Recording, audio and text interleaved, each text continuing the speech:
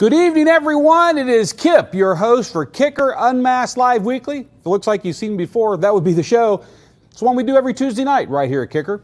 You know, our good friend Billy, I've known as Billy Temple, Mr. Base Wars himself, and Jimmy Pittman, they are out in Las Vegas, or actually on the way back from Las Vegas, because they were out there for the big Showdown show that Steve Barber from Sharton On 'Em put on out there. Heard it was a fantastic week at SEMA, an even better weekend over at the show. And Jimmy reached out to me, or excuse me, Billy did, and said, hey, Jimmy and I can't do our Monday night broadcast because we're going to be on the road traveling back. He said, would you mind pinch hitting for me? I said, well, Billy, I don't mind doing that for you at all. I said, when it comes to the stuff about Base Wars, I said, I don't know your rule book or your orgs or your classes or any of that stuff. So I said, if we're having conversations about that, I said, I'm probably going to be pretty worthless. But he said, no, he said, man, just take over the feed and just do whatever you want. So whatever I want, tonight's going to be just a Q&A session. If you guys have questions about anything to do with application, power, cabling, Kicker product, anything like that, we can talk about that here tonight. Just Billy didn't want to miss having his show. He's been religious about having these every Monday night, and he just didn't want to miss the opportunity for one to slip by. So I'm filling in for Billy and Jimmy. Topics tonight might be a little bit different. Hopefully you guys have some great stuff you want to talk about that we can bring up here and discuss. And then we're going to have a special guest join us here in about 30 minutes, according to the clock I've got up here. We're going to have somebody join us. It ought to be a really good time. So I'm looking through the feed here. I see some Melissa Hall shouting out saying good evening. Hey, Melissa, how are you doing this evening? Thank you for joining the feed. Hide the current comment. That's what I'm going to do. What's up, fan? Hey, Marcus Marshall. Welcome to the feed. How y'all doing? Somebody here, Base Wars. Hey, y'all. That's probably Bill in the back there. He must be doing that. Or somebody, or maybe that's even Billy or Jimmy tuning in. I don't know. Bobby B. Hey, what's up, Bobby B? Good to see you on the feed tonight. Warren Raymond, yep, wouldn't make it through the night without our Monday night chit chat. Warren, I'm glad we could be here for you. And like I said, when it comes to Base War stuff, a lot of people, I don't know if a lot of you out there know, but Billy actually approached us a couple years back. I actually had a chance to sit down with Billy and another really good friend of mine, Jimmy Ham from Pro Audio Center over in Mississippi. And Billy actually approached us, and he was looking for a corporate sponsor to help him with Base Wars. He was really wanting to deal with just one company right now, and he's a D Derby. I just want me on the screen. Well, D, there you go. You made it up on the screen. Hope you're having a good evening tonight. And then, of course, we got into a conversation, and Billy's like, he says, I'm a Kicker fan. He says, well, he says, I've used Kicker product for years. I love the Kicker brand. He said, and I'd like to see if there's some way, that we could work something out where Kicker could actually kind of be the corporate sponsor for us at Base Wars. And so we talked about a lot. There's obviously limitations to marketing budgets and things we can do, but we did come to something that would work for everyone. And so, you see a lot of those tents out there in the field with Kicker and Base Wars all over them. That's Kicker kicking in and helping Billy get those tents out in the field, get those setups so that they can have all these different people out every weekend putting on these shows all across. I want to basically say the southern section of the U.S., and I mean he's creeping north too. So, whether it's Texas, Kansas, Georgia, Mississippi, Missouri, Florida, Georgia.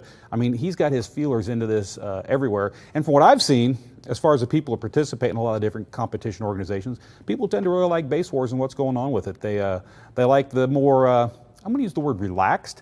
It's more of a fun atmosphere. There are rules and there are guidelines, but it's not, so far what I've seen, it hasn't turned into an organization where everyone's got the rule book out and going, are you sure that guy's supposed to be in my class? Did he cheat? What's he doing here? I haven't seen any of that yet. So it seems to be a little more relaxed atmosphere. People really seem to enjoy Base Wars, and Kicker is proud to be the corporate sponsor for Base Wars currently. So a lot of people may know that, may not know that, but that's kind of a good thing that we're helping do to help support the community out there. I just want my name on the screen, Scott Dilbeck. Look at that Solo X. I don't know if Kip or the X is more handsome. I'm gonna vote for the X. I'm definitely gonna vote for the X. I mean, when you got a face built for radio, but you're doing TV, you do the best you can. But yeah, this, over here on this side right here, I figured having a Base Wars show tonight of all the products we've got here at Kicker that I have out on the table as far as a candy for the camera. This is a cutaway of a prototype L7X, and I know you call it a Solo X, and that's perfectly fine to say that. We always make it really clear that as far as we're talking about today, if you go back in the time machine to 2001, 2002, the original Solo X was actually the name of the driver, that original 18-inch subwoofer, and then of course after that came the 10 and the 12. Today, fast forward, Solo X is the family of products. And this is the first product that's going to be in that family, and this is called the L7X. So I'm just real clear on that. It lets me get one of those patented winks in on you there because people ask lots of questions about other things coming.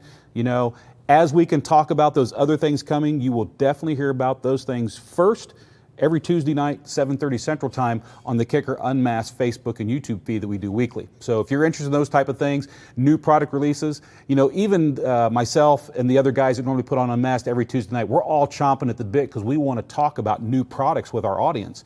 And right now, just because of the slowdown in production and availability of parts, it's been really difficult to get new stuff to market. So as soon as there's something new that we can talk about, trust me, we're going to talk about it on the Tuesday night show. This will definitely be one of them. If the question, I'm surprised it hasn't come up in the feed yet, or if Bill's seen it, he hasn't put it up. And by the way, it's just Bill and I in studio tonight. I know this is the Base Wars channel feed tonight, but it's Bill and I, Mr. Bill Brown, Bill Frog as we all call him. He's in the back and he's helping me out here on the StreamYard feed and making sure cameras and videos and stuff back there try to run off without a hitch. But Bill's joining me tonight, so Bill, thank you for being here. But the L7X, we've talked about it on Unmasked. This is supposed to be available. Our target date so far, we're looking at Q1, Q2 of 2022, which is this upcoming, let's call it spring, end of winter, first of spring. So that'd be January, February, March. That's obviously Q1, and then April, May, June, that's Q2. So we're trying to, that's our target. If we get it done sooner and we have them in a container and they arrive here in Stillwater and we can get them all done through the QA, QC process here, we'll release them as soon as we have them. There's a lot of excitement based around the L7X. This is the first line of products in the new Solo X family. And so definitely wanted to have these up here because it seemed to fit with the show, especially with something like Base Wars. David, I'm going to pull this up here real quick. David Bryant, Kip, give a shout out to Billy and Jordan. They are on the road tonight. Billy and Jordan, hope you're out there being safe. Please do that. We're all in this for a good time, but you got to make it back wherever you're coming from, going home. Be safe doing it. We need to catch you here. Arrive alive. I think that was from the 80s when they were talking about the 55 mile per hour speed limit. I tend to drive a little faster than that, but I still do it safely. So be safe out there, guys. Glad you're out there. Kip digging the scruff, man. Hey, Scott. Maybe it's the November and I just felt like growing it out a little bit. I'm at that age where the hair on top is becoming less and it's real easy to grow it here. But Mother Nature, she has this way of letting you know that you're not in your 30s anymore. So it's got this salt and pepper look to it. So, I'm sporting it tonight. We'll see how it goes. So far, Paula, which is my wife, she hasn't made me shave it off. So we'll see how long this goes. I'm looking up at the camera there. I've got a little bit of video for you. So hopefully you guys are getting a good feed out of here. I noticed last Tuesday night here at the Kicker Studios, we had a lot of low quality. The video was coming in and out, and best we've determined it was the outbound data stream out of here for our internet provider. So if we have any issues tonight, man, if you notice any glitches or bad quality in the feed, love for you to just give us a comment in the comment section. Let us know, because if there is, then it's information we can provide to our internet provider to try to get that all cleared up. So I'm just looking through the comments here to see if there's anything else to pop up. Base Wars is smooth, and hey, there you go, Warren Raymond. This kind of goes back to my initial statement on that. Warren Raymond, I want to pull you up. Base Wars is smooth and easy going. Warren, that seems to be the consensus that I get from a lot of people that I've talked to about Base Wars. Now, of course, Billy, he's the guy who's championing it out there, pushing, and he's got people like Jimmy Pitton and Jordan and others on board who are actually growing the organization. But, Billy's a pretty laid-back guy as he is. He wants everyone to have a good time. He wants to have an organization where people feel like they belong and they're not stressed. And I think with you saying, laid back, smooth and easy going, that's really kind of the Base Wars thing. And it's one of the reasons why Kicker decided to kind of hook up with Base Wars and be the corporate sponsor for Billy. Besides Billy being truly, he is a Kicker, not just fan, he's a Kicker fanatic. That's the truth. Now, of course, there's lots of other products. Base Wars isn't just about one brand, but we're sure proud to be the brand that's helping Base Wars grow and do things. So we certainly appreciate that. They cared enough to ask Kip, didn't want to leave you all hanging. Kip, this is the Bobby B. Kip D. Litzy, this is the pre-show to Kicker Unmasked Tuesday. Thanks for that comment there, Bobby. I appreciate it. Didn't want this show tonight to be about Kicker Unmasked at all. We're just trying to, make sure that we get a show here tonight for Billy and the Base Wars organization. But we will gladly, since I'm not a Base Wars expert, obviously I'm a Kicker expert, so we can talk about anything like that. So, amplifier questions, power questions, box questions, product questions, new, old, doesn't matter. If you've got a question you want to throw up on the screen tonight, we'd love to talk about that, any topic you've got. But, looking at that as far as Tuesday night, tomorrow night is our 52nd show for Kicker Unmasked Live Weekly. Now, if you count the original show we did, which back then we didn't call it weekly, it was just the Kicker Unmasked Live show. That first show we did was because no one could go to SEMA. SEMA as an event was canceled. And for us as a company, it's huge. SEMA's big. It's where we go out and we show all of our dealers and reps all of the new products that are coming for the next year.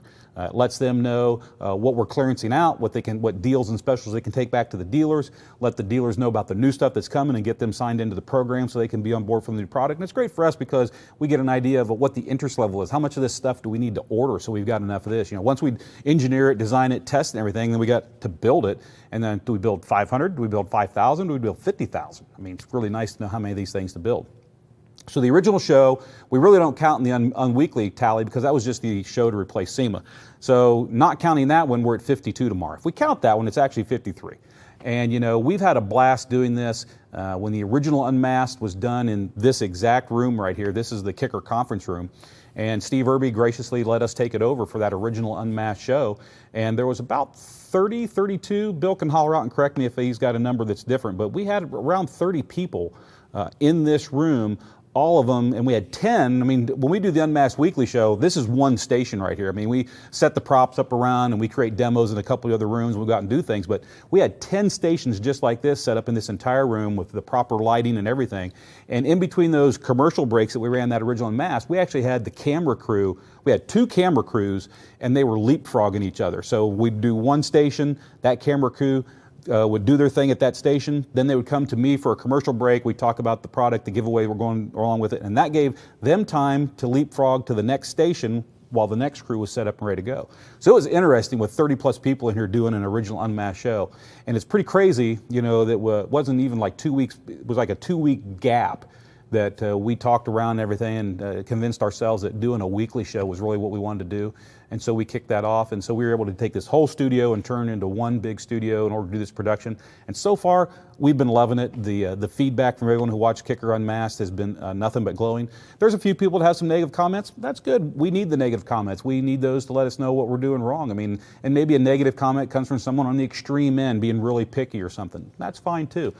We just don't want to hear that you love the show. We want to know what you like to see on the show and what we're doing right or wrong. So thanks for that shout out on that, Bobby. I guess this is kind of the pre-show to the 1-year anniversary show that we're going to do tomorrow. Tomorrow night's show is going to be great. I don't know if you guys tune in and watch that regularly. It's going to be a fantastic show. We are going to celebrate our birthday. We got some very special guests joining us tomorrow night. It's going to be a really, really good show. Hope you tune in tomorrow night. It's going to be fun. It's going to be a great time. Bobby Burkett, L7X. You got it, my man. See some more comments in there. Ribbit, Yo Bill Frog. Basewars.org is where the rule book is located. So I'm going to pop this up real quick. I'll have to admit, Dan O'Brien, thank you for that. Please, anybody in the feed got comments, throw them up in here. But Dan, I'll have to admit, I have not looked at a Base Wars rulebook at all. I interface with Billy a lot, obviously, just from the corporate sponsorship level. Jimmy Pittman, and I promise you, Jimmy, Jimmy has asked me to participate in a couple shows, both in Kansas area and here in the Oklahoma City area. And unfortunately, the last year and a half, as everyone knows what's been going on, is corporately we've been shut down on travel. They've put us on a travel ban, can't leave the factory, just staying local, so I couldn't attend any of those events. But I do need to hit some of these events and see what's going on. If you go back into the time machine, obviously, the Steve Barber show they just put on, the Showdown, that was probably the last show that I attended, was the Showdown 2+ years ago when he held it over at the, was it the Texas Station Hotel and Casino? I may have the name wrong. But it was a great time. I enjoyed that over there, but I do want to get out to some Base Wars organization events. Hopefully we'll be able to do that. We're looking at, corporately, the people in charge have said we're not traveling for 21. We'll see how things are going 2022. So I'm hoping 2022 we can pull the reins back a little bit, loosen things up, and be able to get out and do some traveling, because I definitely want to get to a couple of Base Wars events. It's going to be fun. Need to find out who wants to run the new L7X.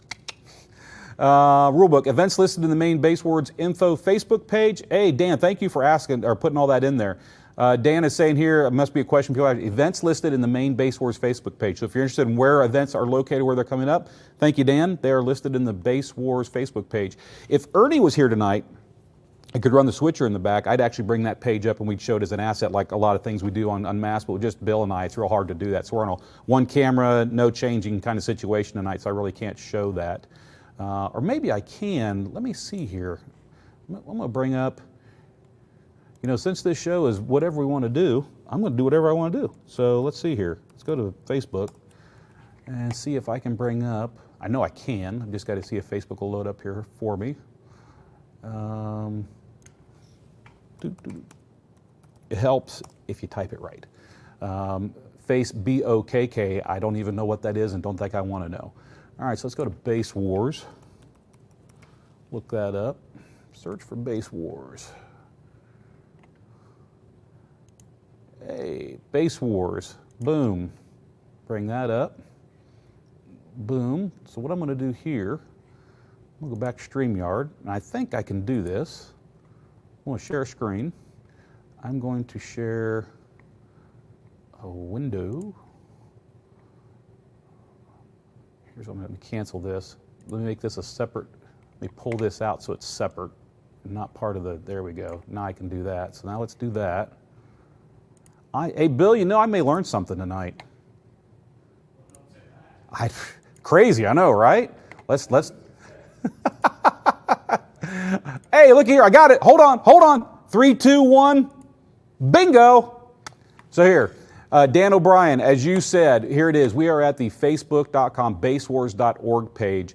And as you can see right here, there's the, this is the home page. Hey, looky there. Join us to discuss what's on. Hey, I feel like I'm looking in a mirror. That's pretty crazy there to see it watching. Anyhow, you can see the live feed going on.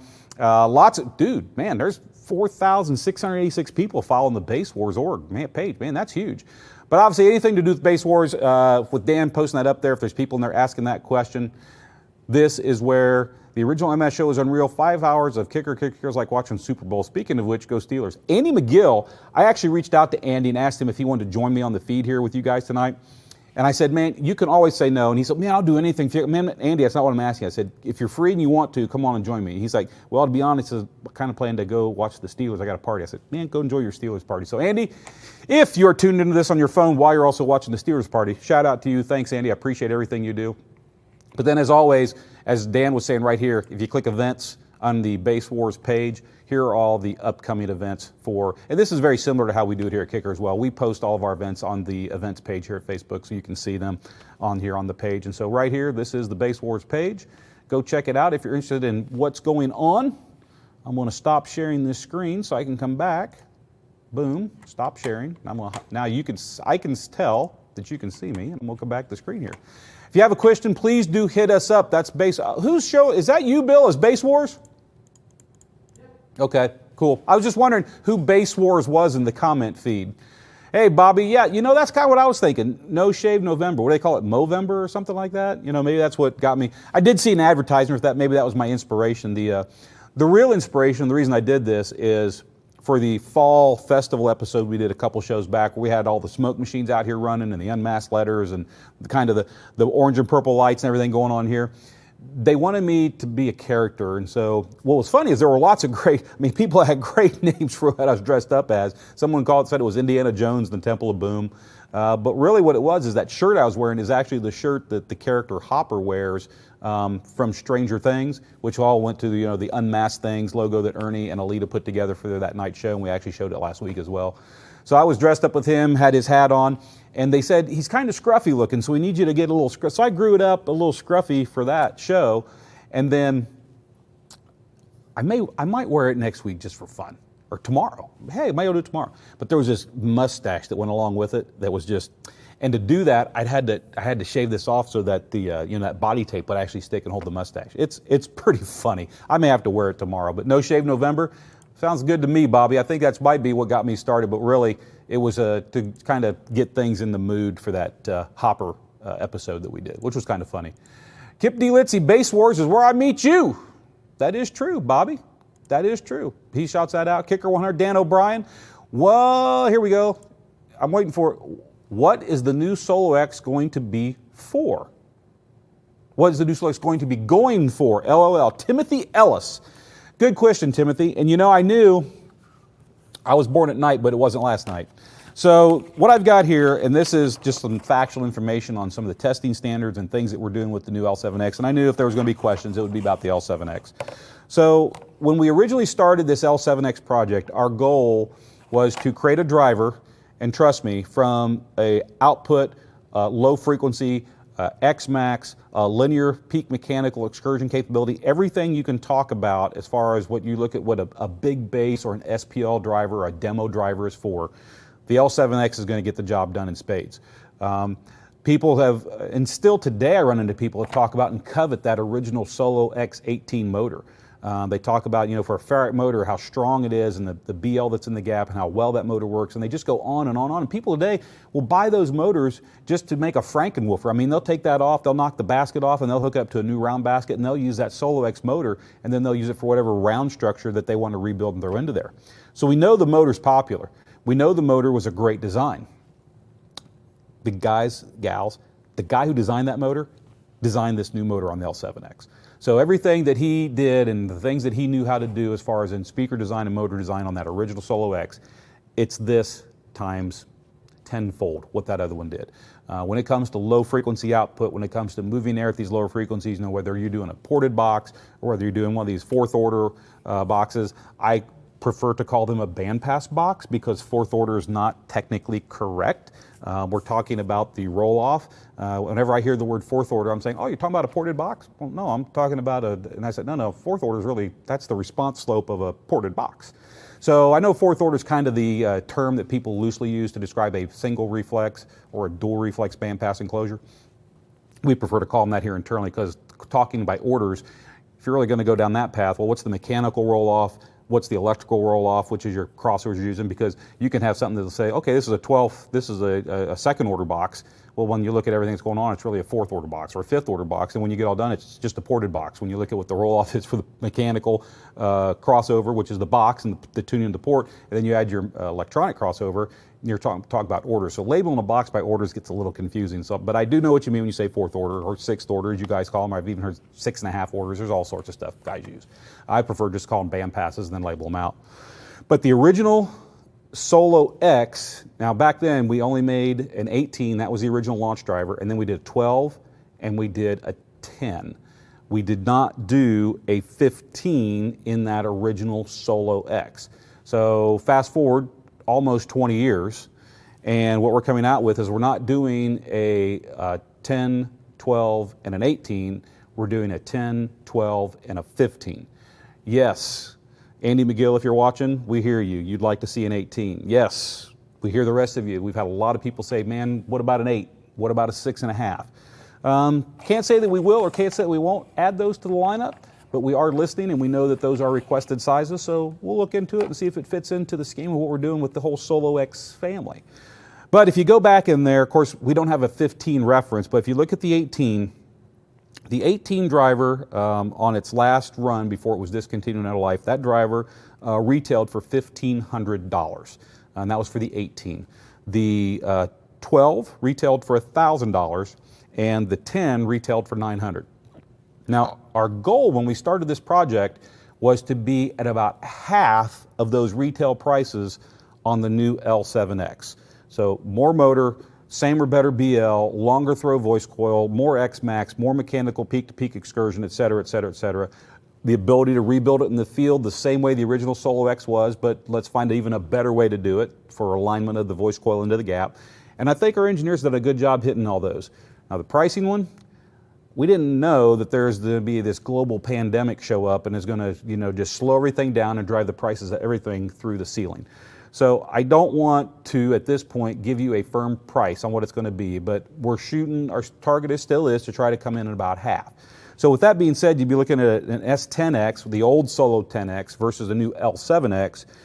We're hoping to have that driver land somewhere between $450 and $550. That's the range that we're hoping to see. Now, with all these global price increases, when it actually lands and we're all said and done, who knows where it's going to sit, but that's our targeted goal. So you got to give us some grace to be a little flexible there. The 12, the old one, the old Solo X was $1,000. So that means we're looking at the new L7X12, what's going to be in that $550 to $650 range. That's where we're hoping to see that driver land. Now, we didn't have a 15 before, we have a 15 now.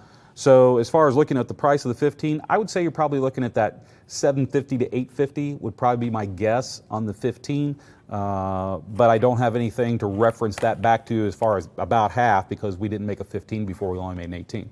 And keep in mind when we're talking about the anything in the square format in a kicker driver, you're looking at a 15-inch driver really does have the cone area of a round 18. There's anywhere between, depends on the size of the driver, and it changes as you go up in sizes, but there's 20 to 23% more cone area in a square format driver versus the same quote unquote size round driver. So if you take an 8-inch round versus an 8-inch square, there's about 20% more cone area there. And so a lot more throw, a lot more travel, and more cone area, you know what the driver is going to be capable of. It's going to be a good time. So hopefully that gives you an idea. Stay tuned to Kicker Unmasked Live weekly. We are always going to have the latest information on that posted there, and you can ask questions on the Kicker Unmasked Live about anything you want to know.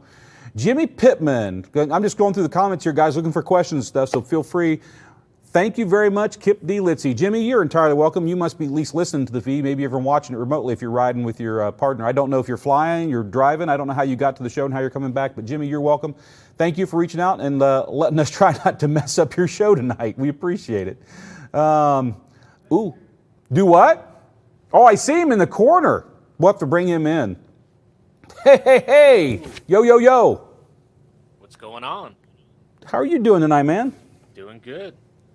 I know I reached out to you and really wanted to know if you want to join me for the whole show, and you were doing some mandatory overtime. Yeah, man, you know how it is. Working like Hebrew slave. I know it's like on Tuesday nights. I mean, that's mandatory overtime for us. Right. they feed so, you. Yeah, they do. I mean, that's the good part about it. We do feed us. Bill, I think this is Bill. And I don't know who's in the feed. I'm looking at all this too. Hey, Andy McGill's in the feed. He must be watching football game and cruising the feed here. Speaking of which, go Steelers. But tomorrow night, for those of you watching tonight, kind of a precursor, we've doubled up the prizes for tomorrow night's show because it's the birthday episode. So more winners, more prizes. I think that's a good reason to tune in on Tuesday night. Yeah, definitely.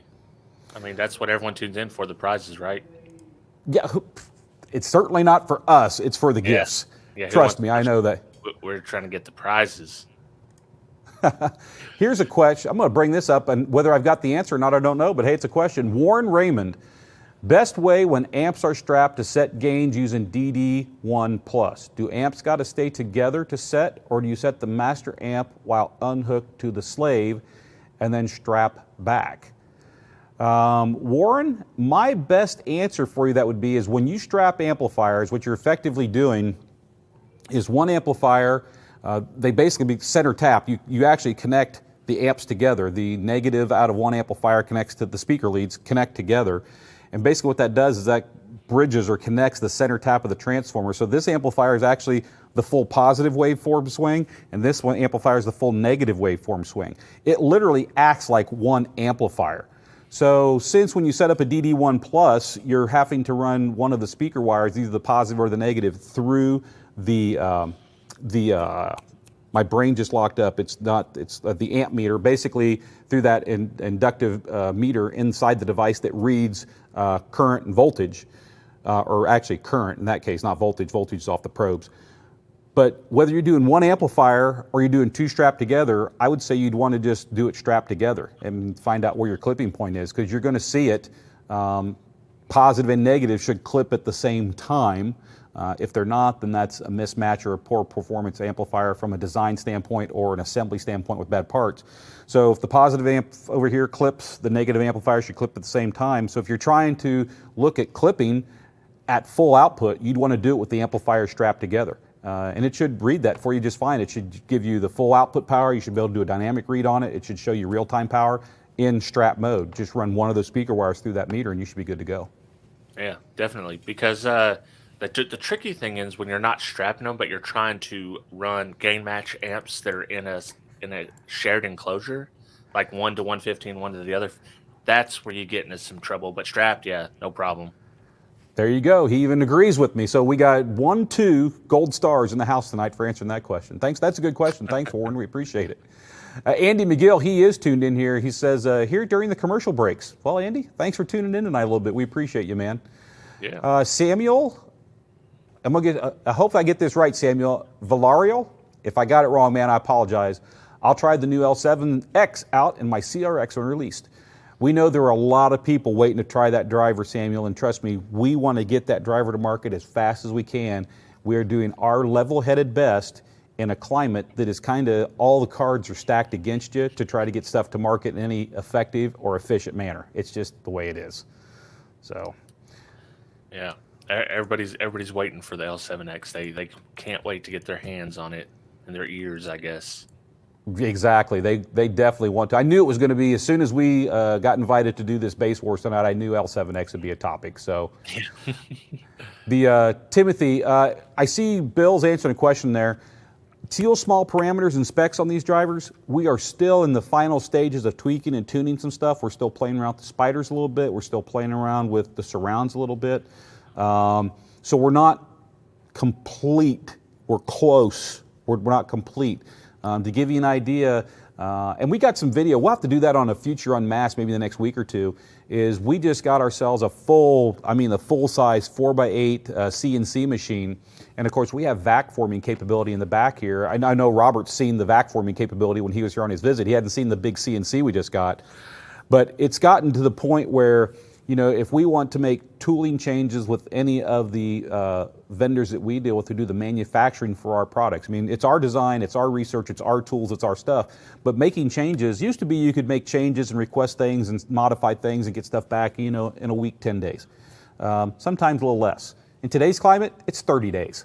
It's crazy how long it's taking to get things done. So we're actually making, or I shouldn't say we are, I'm going to give credit to Aaron Surratt. He's actually taking the prototype surround changes or things we're looking at, and they're actually CNCing a tool on that flatbed back there out of some kind of expanded styrene foam. It's really cool. I mean, it's hard, but it's light, and it allows you to pull molds off of it multiple times. And he's actually pulling different surrounds back there that we're trying here on stuff we're doing. So instead of it taking 7 days or 10 days, or in today's climate, 30 days, he's able to actually machine up a part, and we can take it from concept to changes to an actual prototype part to try in about 2 days.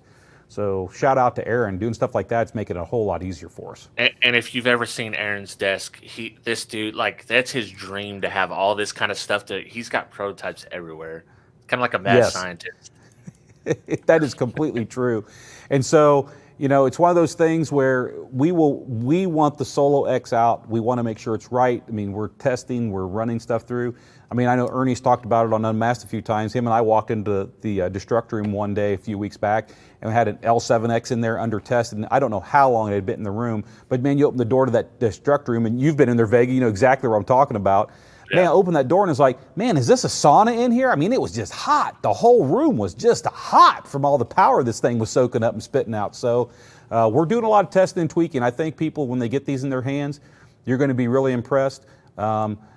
These drivers are the drag cars of the car industry. These are the ones, you know, one trip down the track, and those guys who do drag cars, 1 or 2 trips down the track, and they're rebuilding the entire motor. These things are built to be as abusive resistant as we know how with today's technology and materials and glues and adhesives and all that. But we know, even doing all that, people are going to blow them up. And when they do, what's going to be cool about these is you can rebuild them in the field pretty darn quick, and you don't have to use glue or anything on the 10, 12, and 15 L7X. It's literally disassemble, pull it out, drop the new one in with the shims in the back, tighten the screws up, pull the shims out, and you're back in business. No waiting for glue to dry. The driver's ready to go as soon as you assemble it. That's cool. Awesome. And you guys made the spares for the Solo X18s for quite a while. We made those, you know, for new car, this is what I kind of jokingly tell people on that. New car manufacturers have to supply parts for cars for, it's either 7 years or 10 years. It's either 7 or 10, I forget the number. But and once they get past that number, Ford and GM and Toyota, whoever, they don't have to supply parts for that car anymore. And right. So that's where the aftermarket parts companies come into play, is because they're the ones that they pick up the old tools or they duplicate, make their own, and all these parts that are available for cars after that time frame. It's not GM or Ford typically providing those parts. It's all these aftermarket guys picking it up and running with it. And so if you look at back when we released the original L7 or the original Solo X, that would have been in 2001 or 2002. And so we're coming up on 22. And we actually, the tools on those drivers, when I say the tools, I mean the tools that were used to make the spare part, which is the moving part. We actually went back, the tools wore out. We redid all the tools and kept on running them then. And when those tools wore out, we pulled the plug on that project. We felt like we supported the Solo X as long as we could, and it really, I can't count this year, obviously, but we supported that whole project line strong for probably about the better part of 16 years. And then the tools wore out, and we just couldn't, the number we would sell versus the cost it would take to investing to make the tools a third time, because tools wear out, guys, they don't last forever. And we just couldn't justify the cost in that. So that's why Solo X went away. It was during that economy crash. It was when kind of we made the decision. People weren't going to shows. It just wasn't popular. So we pulled the plug, but we're back with the new L7X, and we think you guys are going to be happy with it. Timothy Ellis, what would you all charge to fix a Warhorse? I don't know, Timothy. What would you do for a Klondike bar? That would be my answer. In all seriousness, Timothy, that amp is and can be repaired depending on what's wrong with it. My best advice to you would be to call in to Kicker Monday through Friday from 8 a.m. to, and I would say I wouldn't call in any later than probably to electronic repair because they start early. I'd say 4 o'clock. So from 8 to 4, and you'd want to talk to Mr. Bill or William, he'll go by both, Pendleton. And he's the gentleman who is in charge of the electronic repair department back there. Call customer service, tell them you need to speak to Bill and ER because you want to find out if you can send in a Warhorse for repair. Bill will ask you some questions and work through it and try to determine where you're at as far as what's wrong with the amp. If the circuit board is burned through, I mean, if you've done some pretty serious destruction and the board's toast, probably not going to be able to fix it. If it's not burned through the board, there's probably hope for you. But the best thing to do, give us a shout. You can get our phone number off of kicker.com. If you want to write it down there right now real quick, it's 800-256-0808. A human being will answer the phone. Tell them what you're looking for. You got a Warhorse, you want to talk to the guys in ER to see if you can send it in to get repaired. It's really that easy. Yeah, got to keep those things going. Derek's got one. I'm waiting to see him. He's got some video ideas with it. I'm interested to see what he does. I'm interested to see what he does with it as well. And the thing is, I actually have a video I need to send to him. Thank you for reminding me, Robert. I appreciate that. Yeah. I do have a video I need to send to him. And I completely forgot about it until you just saying that right now.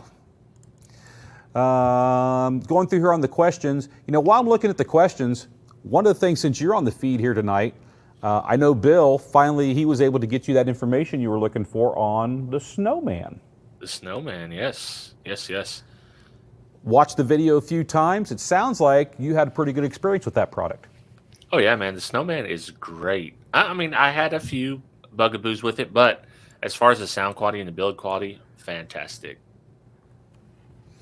Mounting, I know in your case, your A-pillars weren't friendly to mounting in the post, right. Which is you can't make a product fit everything. You got to make it try to fit most things, and so that was definitely a case for you. I'm sure with a little creativity, you could find a way to make something like that work. You could, maybe, I don't know how much room back there. I mean, does that plastic go right up against the metal in that car? Yeah, it does. I thought about putting some kind of threaded insert. That's the way I could alleviate that. Put a threaded insert into the metal itself, and then adapt it from there to there. It would just stick out a little bit farther. So I could have done something. It definitely would fit, like in the Hyundai, the Sonata. It would have fit no problem, easy. Sure. So yeah, I mean, it was one of those things where yes, Kicker, we did send a few pair of those out to people to take a look at, get some ideas if they wanted to do a video review. When we send stuff like that, there's no conditions or anything on it. We're just trying to get people, hey, here's this. If you want to review it, great. If you don't, and when I saw him post the unboxing in the video, I was like, wow, thank you for that. I mean, it was great, and I want you to use those and experience them. Keep some more listening time on them, see what you think about them, because I've listened to them here, obviously, in a couple different situations, and man, they sound great. Right. Well, like I said in the video, at the price range now, people might be shocked at $300, MSRP, but when you start to think about what's in there, just that mount, if you were to purchase this or have someone build you A-pillar pods, something like that, first of all, that's only for that car. You'll never be able to take those pods to another vehicle unless it's the same exact vehicle. And you get more adjustability this way. You can go back and forth. Not only that, but just the quality of the drivers inside of it all in one package. You don't have to mess with it. I run them passive, and they work great passive. I run them down to 500 hertz, no problem. I think what's the bottom spec do you guys have on those 400 hertz on the? I think 400 hertz is what we say is the bottom on the driver, and it's Yeah. and I know Bill got you at least the information you're asking Right. for, which I couldn't get for you in a timely manner. But like the mid-range, it's a 2.5-inch mid-range, and this is an aluminum cone or aluminum diaphragm driver. Right. And then the tweeter up here is a 3/4-inch soft dome. And the thing when it comes to cone material, I never want to get into that trap where people think cone material A is the best and you should always use cone material A. What you need to understand when you talk to a speaker designer or engineer, it's all about balance and what they're trying to do. And they may choose a cone material and a voice coil material because they're trying to hit a certain weight, or they're trying to hit a certain, free air resonance, or whether it's modes that are breaking up. There's all sorts of criteria that go into cone design. So just because I say that's aluminum dome, I don't want you to think, oh, that's just great. It's just to design and work in that size enclosure and do what they did, that's the material that worked out the best according to the engineer. Well, each speaker is its own system, and I don't think people take that into account. It's the motor. You can't have too much BL on some drivers. If you're doing a subwoofer, you can't have a very stiff cone material on some drivers. Some drivers, you do want a very stiff cone material. And, if you got an SPL sub, yeah, you're going to want 4 spider packs sewn together. But if you're trying to play music on it, you definitely don't want that. Exactly. I agree completely on that. Timothy Ellis had to chime in. He says, giving away any of the X's in tomorrow's Kicker Live? Well, Timothy, I'm not saying we are, and I'm not saying we're not, but, anything's possible on Kicker Unmasked Live Weekly. So we'll just have to see what happens on that. I have no sub in the Trooper. I'm saving spot. I got a perfect spot for a Solo X10. I don't need the big. I just need a 10. Actually, an 8 would be perfect, but a 10. I'm kind of with you on that too. I'm waiting because I really want to do a Solo or an L7X. Got me saying it, but Solo X. But I want an L7X10 and a cabinet in my own vehicle. That's what I'm waiting on too. I think that driver. I've heard it in a sealed box. It sounds great in a sealed box. It's musical. You want to get that little bit extra bump and that extension. Obviously, ported is the way to go. Bandpass is going to get you a lot bigger box, but you could tune it for whatever pass band you want. But I think in a musical situation with enough power on it, that driver is going to be nasty in a sealed box. It's not going to be an SPL King in a sealed box, but I think it's going to have so much excursion, and from a musicality standpoint, that really low stuff that you might listen to in any kind of modern music today, I think it's going to do a real good job of reproducing it. Yeah, I want to throw it in the biggest sealed enclosure that I can. I want to get that nice flat. Yeah. Yep. There you go. That's what you're with me on that one. I want to do the same. I saw Bill already answered. Someone asked Mark, I don't know if I'm even going to try. I'm just going to say Mark Duncan because Tabo, I'm going to say that's your middle name there. What size is going to be available? Like I said, at launch, the L7X, you're going to see those in a 10, a 12, and a 15. They're going to be available in dual 2 ohm or dual 1 ohm voice coil configurations. That's what they're going to be available as. And I saw Bill answer that in the feed, but I just wanted to throw that out there. I'll give you a little base head tip. So when you see those acronyms in the middle, that's what it is for a team. I think that's like Team Bass Outlaws, TBO. Oh, okay. Where they have like Team Hurt Feelings, and they have quite a few of them. If you start seeing that, that's what it is. Timothy Ellis, how many L7Xs would you recommend on a Warhorse? Well, a Warhorse, when you got it pulled down, that amplifier will make, as long as you can feed it 880 or 890 amps of current, that amplifier will make a full 10,000 watts of power. So you need to spread that out over cones.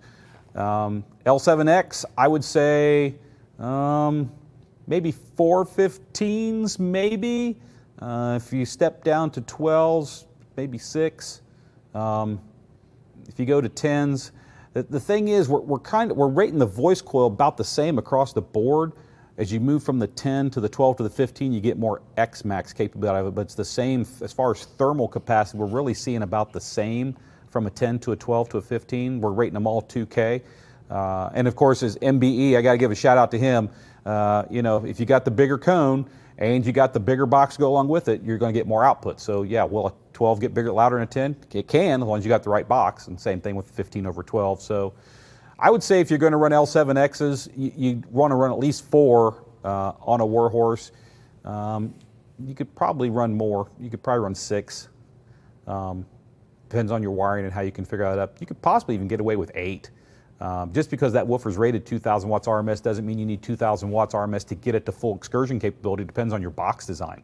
So I guess that's the best way I'm going to answer that question right now.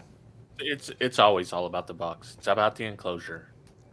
Everything you do in base with a subwoofer. Exactly. Base War shout out, Billy, in between Albuquerque and Amarillo. Thanks a bunch, Kip and Bill. And thank you for joining me a little bit tonight, Vega. I certainly appreciate you chiming in here. Yeah, no sweat. Is it worth fixing? Timothy Ellis. Man, on a Warhorse, when a Warhorse works, it's a legit amp. Now, the one thing about a Warhorse that is different than any other amplifier, past or present, is the Warhorse was basically, you know how any amplifier today has a power supply and an output section. And everything in an amplifier causes loss. So the fewer parts you have to go through, the more efficient the amplifier can potentially be. And so the original Warhorse was designed around the premise, it's basically a modulating power supply, or called a modulating output section, because you could technically be right in either case, but it's only that section. It's not just a power supply and an output section. It's kind of a modulated power supply that's filtered out and turns into output. It's very efficient, extremely efficient, but the one drawback to the Warhorse design is because of the way it was designed, and it's not a power supply and it's not an output section, it's one thing, is there's a little bit of crossover distortion or crossover noise when it swings from the positive waveform to the negative waveform. And at low volume, you can hear it. I don't want to say it's annoying, but it's there. But as you turn up the volume and the bass gets louder and your music gets louder, it kind of masks it. You really don't hear it, but at lower volume levels, you can hear that. And that is just an inherent way that thing works in its design. So is it worth fixing? Just know that if it's in tip-top shape and it's working, you're still going to have that little bit of crossover noise at low volume that you'll hear. Current generation amplifiers that start approaching that size today don't have that. They're not as efficient, but they don't have that drawback either. So it's a flip of the coin. Lots of people, like that Warhorse, and even it's just one of those things. People like collecting old school stuff. That's definitely an old school amplifier. Yeah, it's worth fixing. It's worth collecting. So even in non-working shape, it's worth something. It's like if you think like of a Colt 911. If it fires, it's worth more money. If it doesn't fire, it's still worth money. Original one, it's not worth nothing. Jimmy Pittman chiming in. He's actually on an airplane, so Jimmy must have flew out to Vegas for the show. Jimmy, you're entirely welcome. It's our pleasure to help you guys out tonight. It's fun. We appreciate it. I got the demo at Wake the Dead in his truck, and that thing is freaking brutal, especially when it jumps up to the higher frequency range. Oh man, it was fun. It's out there. It gets the job done. I had the earplugs in. Like there was a few vehicles where earplugs are actually there was a lot of vehicles where earplugs were mandatory. These dudes are doing crazy. It's not like back in the early 2000s and the late 90s when I was competing. It's a whole different thing. I'm looking back into one of the vehicles that really was over the top for me was Steve Duncan's truck, and this would have been 2 years ago, if I've got my math correct, at USAC finals down in Lawton, Oklahoma. He was there. And I can't remember if it was Steve that gave me a demo or if it was Drew. I can't remember which guy jumped in and gave me the demo. And they're turning it up and they're turning it up. And man, it's potent and it's potent. He keeps going. It gets to the point. I got nothing to prove. I mean, it gotten to the point where it was loud enough for me. And I said, that's enough. Tap out. And he said, there's a couple more clicks. I'm like, I don't need a couple more clicks. I said, this is plenty. Yeah. I didn't get it. I didn't get in there, but I should have. They were kind of busy when we were at the Sundown show, and I was like, "Well, I'll get back around to it," and we never did. But it was the setup looked super cool, and I seen a bunch of people tap on that one. Yeah, his truck's insane. I don't know about the van that he's got now. I haven't seen that one yet at all, but looking forward to experiencing that at the show sometime, hopefully in 22. Yeah. Bobby Burkett, L7X8 for the win. Well, if we had one, we'll have to see. Never know, Bobby. Wink. Here's a question here I'm going to bring up. Lucas Kuhn, I think is how that is. I'm going to presume. Lucas, hope I got your last name correct. Is 4.8 net, tuned to 33 hertz, good for 2 CVX12s. Please and thank you. Lucas, off the top of my head, that seems to be probably on the larger side for a CVX12. 31 to 33 hertz. I mean, I'll be honest with you. 33, people want to tune their boxes differently. I'm not saying you shouldn't, but for everyday listening, that 31 to 36 hertz area, that right there is a perfect tuning range for music.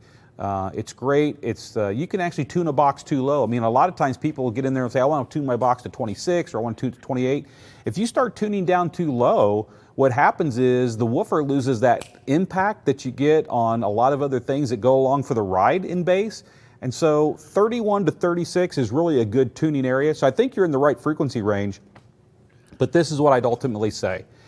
If you're using Kicker drivers, you are 100% open to contacting our tech support guys. You can do it either by email if you want, and that's support@kicker.com, or better yet, pick up that phone Monday through Friday, 8 a.m. to 5 p.m. Central Time, and a human being will answer the phone. You can, hey, I want to speak to tech support. I got some box or enclosure questions. Those guys all up there, they have several different programs they can use, one of them being Term Pro, and the guys up there love using Term Pro because it's easier to use than some of the more complicated programs that are kind of engineering based. And they can model this and look at it for you on Term Pro and tell you what the results are going to be. If they need you to, they could print out that response sheet. They could send it to you as a PDF and an email and look at it.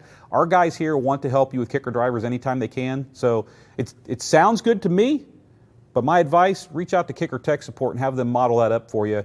And they might have some recommendation based on things that they've done a lot and talked to, because they do a lot more and talk to a lot more people on that side of the coin for this than I ever will.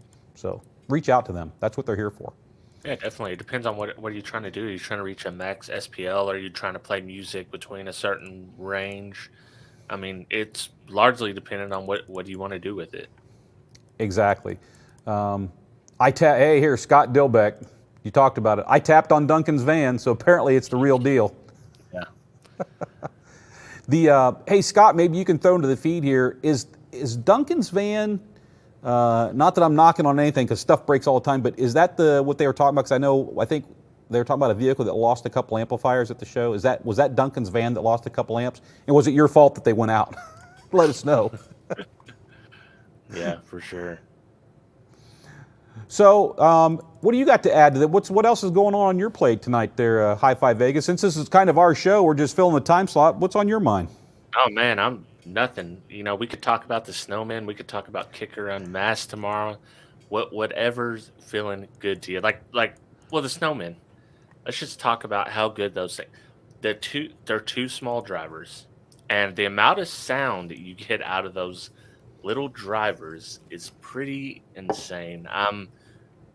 They're rated at 50 watts RMS. I put a Q class 500.2 to them through the passives. Had no problem whatsoever. And those dudes get loud. I had to tune them back just a little bit. They were a little too much with that much power. With a 502 on them? Right. Yeah, that would be a lot of power. Yeah, that's 125 watts, aside. So we had to dial them back a little bit because those suckers can get loud. They can get loud. They sound fantastic doing it. I was gonna, while you were talking about that, let me bring this up real quick. If I can figure out technology here on my end. I'm trying to do things. It's a little different what I'm doing here tonight versus what I normally do on Mass Show. And I think I'm probably more relaxed tonight because it's like, if I mess up, it's not my weekly show. So it's, oh well, made a mistake. All Kip's fault. They can come back and they can blame it all on me and it won't matter. You see here. Here we go. This is what I wanted to get to. Hold on a second. Pull this up. So since you bring it up, I'm going to bring this up. I'm going to come back and I'm going to share this. Let me come over here. I'm going to share a page. Share screen. I'm going to share a window. I'm going to share that window. And I'm going to share it now. Boom. Here we go. So for those of you tuning in, want to know what we're talking about. This is the KSMT2504. And as Mr. Robert Hi-Fi Vegas said, it is a crazy name that all of us manufacturers use to try to describe things. We all internally nicknamed it and call it the Snowman, so feel free to call it the Snowman all day long. Yeah. We'll know what you're talking about. But basically, KS means it's part of the KS speaker line, which is one of the lines in the Kicker lineup. MT stands for mid-tweeter. 250, that stands for the size of the mid-range because it's a 2.5-inch mid-range. And then 4, that's the net impedance of this. When you use the passive crossover that comes with it, it's a 4 ohm setup. So even though it's a 4 ohm mid-range and a 4 ohm tweeter, when you use the passive crossovers, it's a 4 ohm component. Because as the passive crossovers kick in and roll the high frequency out of the mid-range, and then the passive crossover kicks in and rolls the low frequencies out of the tweeter, at that crossover point, then the net overall impedance of it as an operating unit is 4 ohms. But this product, they come a pair. They are $299 retail for a pair of those. But as you were saying, Robert, it's an extreme value. When you look at what you'd have to go through to create a pod or make a pod or do anything, and then the labor to pay someone to make pods and everything else, this is an extreme value when you look at it that way. Right. It's much like the quad box. So when the quad box came out, people were like, whoa, $1,500. And then when you dial it back, I'm like, well, okay, what am I getting here for $1,500? And you realize, like, whoa, I'm getting a lot of value for the money. And I think it's the same way on these. And as you can see, and I know you talked about, by the way, we'll have you, if anyone here hasn't seen the unboxing or the review that Hi-Fi Vega has done, you need to go to Hi-Fi Vega's YouTube channel and check it out. He did, and I mean this sincerely, you did a fantastic job talking about these and writing them up. And you came back with some great questions out of that, because the first thing I did when you asked those questions is I came to this page and I'm like, it's not here. I looked before I asked. But you know, I shot some video that I forgot to mention, and the plug in the back to lock in the positional tweeter. Yes. I shot the footage for it, and for whatever reason, when I was editing, just completely forgot to add it in there. Well, it sounds like you could do a third video, talk about that and the specs on it. You could actually do a follow-up to the follow-up. Definitely. That'd be a good short. But that's, the way you put that, I will agree to that. I mean, the quad box is also another one of those products that I would say exactly with you on this line here, is that you look at the quad box, you look at the price, and a lot of people, they go, oh, wow, that's expensive, blah, blah, blah. And then you hit the pause button and go, okay, wait, what am I getting for this? And you look at the box in a quad box, you look at how it's constructed and the bracing and the material that's used in it and everything that goes into that quad box. And then you pull the drivers out and you look at the drivers and those come along for the ride. Once you break down and look at each individual part, you can't buy a box of that caliber quality and those 4 drivers and put it in for what we're selling it for. You can't. Exactly. Well, I mean, so the Kicker Key falls in this category as well. I mean, the Kicker Key is an outstanding. First of all, it's a line output converter. I'm using it in the Hyundai now as a line output converter. It's a DSP. It's a tuner for your DSP, and it's a 50x4 channel amp. For $250, it's outrageous. The one thing that I think, and I work for the company, and of course, I know the turds. I've seen the turds that can float in the punch bowl. And I know over the years ones that didn't perform exactly like one or things, but our focus for the last couple of years has really been trying to its value. Where is the sweet spot for giving someone the maximized value at this price point? Now, could they spend more money and could they get more? Absolutely. When it comes down to things, and we've caught a little bit of flack over this, and you bring up the key and the key lock is, we had the IQ amps, which you have a pair of those, and those have a full onboard DSP. And what's funny about those amplifiers is we were really the first company out there that had an amplifier with a full-blown DSP inside. And then you fast forward 7 years, and then people are talking about, oh, hey, look, this brand's got an amp with a built-in DSP, and oh, hey, look, this has got a built-in DSP. And here we are at Kicker, we're sitting back and going, we did that 7 years ago, right? Right. And so, and a lot of people, when that amp went end of life, and maybe it's because we got a lot of exposure for that amplifier through the community, because Kicker as a brand, we have been way more active in the social online community with you guys in the last year and a half than anyone. I think we're probably one of the most active companies in social right now, in a good way. And, it's a way for us to, get information from the community. It's a way for us to share information about Kicker and the products we're doing. So I think it's a great relationship. It's symbiotic. You guys get what you want out of the relationship as far as a certain product, and we know we're making product that you like, which is always good. But when we looked at DSPs, we're like, okay, there's obviously customers who want a full-blown DSP they can tweak and tune and do things with. We made one 7 years ago and brought it to market, but people didn't. I mean, I still have people today go, that IQ amplifier's got a DSP in it? Really? And I'm like, yeah, a full-blown. Well, it's got the control. I said, yeah, the controls on the outside are so if you just want to set it up as a regular amp, you can, but man, plug in a laptop or plug in that Bluetooth adapter, and there's a whole suite of things that open up to you inside the amplifier. Oh, I didn't know. So, we see so many amplifiers, the IQ line, through our dealer base that they never ever use the DSP, but yet we understand and realize the benefits of a DSP.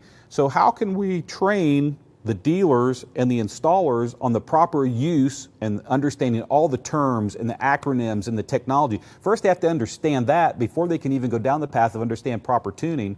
Or what if we could just make it a whole lot easier where it does it itself? Now, the guys who want to tweak and tune, we won't address their needs, but they are a small part of the market. The vast majority of people just want great sound in their car, and they want it as easy as they can get it. And that's where Key Lock and Key 200.4 and Key 500.1, that's where we focused our energies on DSP, is because we didn't see a lot of people utilizing the built-in DSPs in the Qs, even though today people say they want built-in DSPs. They say it, but yet we see a whole lot of people gravitate over and go, oh man, that Key 200.4, that's the bomb. That 501 is great. That Key Lock, it does everything I want. And what's ironic is, can you get in and adjust those pieces and do the things you want? No, you can't. But what's ironic is, for those pieces to do what they do automatically, they're actually more complex than those pieces that you can do that with. Yeah, well, and there's a hack to the keys that Dean taught me when he was down here visiting, and you can move it around and make it sound the way you want to sound it, which is really cool. It's exactly right, because that microphone, that is your point of doing things. So whether you move the microphone around, whether you put cloth material over the microphone to alter the frequency response going in, the key is a computer. It's a entry-level version of what I like to call an artificial intelligence DSP. I mean, there is a computer in there, and it has goals, and we're like, this is how we want it to sound. This is the Kicker curve. This is what we want it to sound like. And the DSP has got a computer there, and the computer's taking all these measurements, and it's telling the DSP, do this, do this, do this. And it's trying to work with everything. Don't do so much boost, don't do so much cut. Work in this environment to try to get here. And it's working towards that house target curve. What's cool about it is you can alter the programming by moving the mic. You can alter the programming by putting different materials over the mic to change the frequency response. So what you're saying there, along with what you said you and Derek have done, Dean talks about it as well. I mean, Dean was kind of the one who kind of kicked that off by talking to Joe Hobart here, because he was having some issues. I think it was a Toyota, and he was having issues getting a strong center image in a Toyota because of the all-pass filtering that was going on. And the Key 200.4 doesn't deal with all-pass filtering. The Key Lock does, but the Key 200.4 does not. And so simply by moving the microphone into the middle instead of the headrest, everything came snapped into focus. So there are some cool things you can do that you just set the mic, hit the tones, and walk away, and it does it for you. Yeah, you can even, do a negative, like left and right on balance on your head unit, like running it, doing a negative, and then returning it back to where you want, putting more bass, less bass, more tweet, more tweet. Whatever you got on that head unit, you can kind of alter a little bit. So that is cool. Exactly. That's, and that's, man. You want more treble? Turn the treble down, run the key through a setup routine, and then turn the treble back to flat, and you'll have more treble in your car at flat. You want less? Turn the treble up, run the key setup routine, turn the treble back to flat, and now you'll have that. So it's really cool. You can change parameters that are fed into that key DSP, and then it will tune around it to get to the target it wants. And then when you set everything back to flat, or you set your balance back to the center, it's pretty cool seeing what people are doing with that. Yeah, for sure. And with the Q class amps, they were so far ahead of the curve that I think maybe you guys missed the boat. But the cool thing is about what you're doing now is when you return with a product like this, people will know what it is. They'll know how it works. And I don't think you're going to face that problem again, because I'll tell you right now, I've used, probably about 5 or 6 different DSP softwares, and using the iPad software for the Q class, it's enjoyable. versus I've used a lot of I give car audio manufacturers a hard time about software because they're usually pretty bad about it. But the Bluetooth software for the iPad, it's nice, it's enjoyable to use, it's easy, it's simple, and you can do everything you need to do right on the tablet. Bobby chimed out. We were talking about that. He says you can't build the quad box for $1,500. That's kind of what we say about the value proposition there, Bobby. Is you can't build it for that. I don't know how we're building it for that, but we are. It comes up for Ravi and Kip saying 4.8. See, I'm so confused because Travis said 7.13, which comes out roughly 6.9 net, and Kip saying 4.8 is too big. Are you talking about for a single or a pair? Maybe he's talking about for a pair, not a single. Maybe I misread what he was saying. I think so. That's probably what I did. Lucas, if that's the case, that's probably what I did. I was thinking a single driver and probably not a pair. If you're going ported, you do want to go with the larger size box. But man, Lucas, I'm telling you, call the tech guys here. They will model that up for you in Term Pro or any of the other programs they've got, and they'll get you that information. Just go right to the source. They say, not what Kip says. Yeah, don't do what I say. Yeah. 1728, and then we'll go from there. So, if you know that number, then we're good. Yeah. But yeah, definitely check with our guys at Kicker on that. So the question, we got to bring this one. Here we go. Bobby Burkett, Kip D. So the question is: Arnold Palmer twisted half and half, or twisted sweet tea? Is Arnold Palmer twisted half and half, or twisted sweet tea? Would you have to do like a Mike's Hard Lemonade and a twisted tea? Would that be it? Yeah. Well, the Arnold Palmer does a half and half adult beverage, which I got to try because some were sent to me. Thank you very much. And I've got to say the Arnold Palmer half and half adult beverage is tasty. Is it better than the twisted tea? Man, I like twisted tea as well. I will say they both have a slightly different profile on the taste scale. I could drink either one and be happy. If they're sitting in front of me and I could only pick one, you said, Kip, you can only pick one, this is what you're going to drink tonight, I'd probably go for the Arnold Palmer.